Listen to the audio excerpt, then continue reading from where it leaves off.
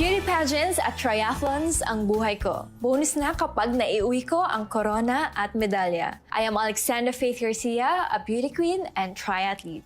Adding MX3 capsule into my training regimen helps me a lot, together with proper diet and exercise. Having MX3 capsule is a winner for me. Dito ko believe.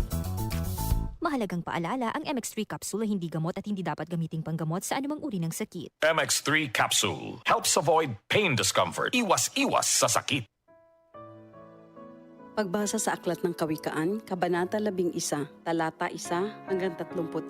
Kasuklam-suklam kay Yahweh ang timbangang may daya, ngunit kasiyahan naman ang timbangang tama. Kahihiyan ang laging dulot ng kapalaluan, ngunit pagpapakumbabay, nagbubunga ng karunungan. Ang tuntunin ng matuwid ay katapatan, ngunit ang masamay wawasakin ng kanyang kataksilan. Walang halaga ang yaman sa araw ng kamatayan, ngunit ang katwiran ay naglalayo sa kapahamakan. Mas panatag ang landas ng tapat ang pamumuhay, ngunit nabubuwal ang masasama sa sariling kabuktutan. Ang katwiran ng mga matuwid ang nagliligtas sa kanya, ngunit ang masama ay bilanggo ng kanyang masamang nasa. Ang pag-asa ng masama ay kasama niyang pumapanaw. Ang umasa sa kayamanan ay mawawalang kabuluhan. Ang matuwid ay inilalayo sa bagabag, ngunit ang masama ay doon bumabagsak. Ang labi ng walang Diyos sa iba ay mapanira, ngunit ang dunong ng matuwid ay nagliligtas ng kapwa. Kapag ang matuwid ay pinagpapala, ang bayan ay nagagalak, ngunit higit ang katuwaan kapag ang masamay napapahamak. Dahil sa salita ng matuwid, ang bayan ay tumatatag,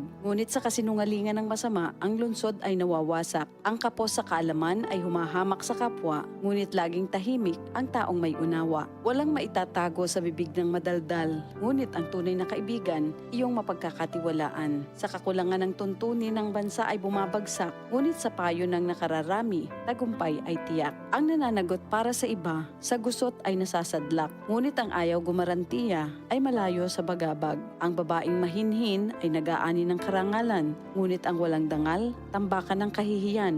Lagi sa kahirapan ang taong tamad, ngunit masagana ang buhay ng isang masipag. Ang taong mabait ay nag-iimpok ng kabutihan, ngunit winawasak ng marahas ang sarili niyang buhay. Ano man ang anihin ng masama ay walang kabuluhan, ngunit ang gawang mabuti ay may pagpapalang taglay. Ang taong nasa matuwid ay makasusumpong ng buhay, ngunit ang landas ng masama ay patungo sa kamatayan. Ang kaisipang masama kay Yahweh ay kasuklam-suklam, ngunit ang lakad ng matuwid kay Yahweh ay kasiyahan. Ang taong masamay di makaliligtas sa kaparusahan, ngunit hindi maaano ang nabubuhay sa katwiran. Ang magandang babae ngunit mangmang naman ay tila gintong singsing sa nguso ng baboy.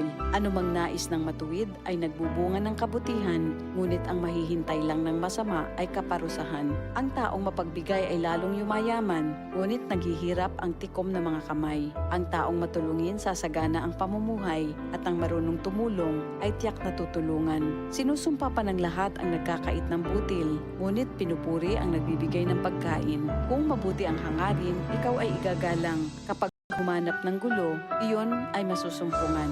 Malalantang tila dahon ang nagtitiwala sa kanyang yaman, ngunit ang matuwid ay giginhawa tulad ng sariwang halaman. Ang nagpupunla ng gulo sa sariling sambahayan, mag-aani ng problema, gugulo ang pamumuhay. Ang taong mangmang at walang nalalaman ay alipin ng matalino habang siya'y nabubuhay. Buhay ang dulot ng matuwid na pamumuhay, at kamatayan naman ang hatid ng karahasan. Ang matuwid ay ginagantimpalaan dito sa lupa, ngunit paparusahan naman ang mga makasalanan at masasama. Ito ang salita ng Diyos. DCXL 55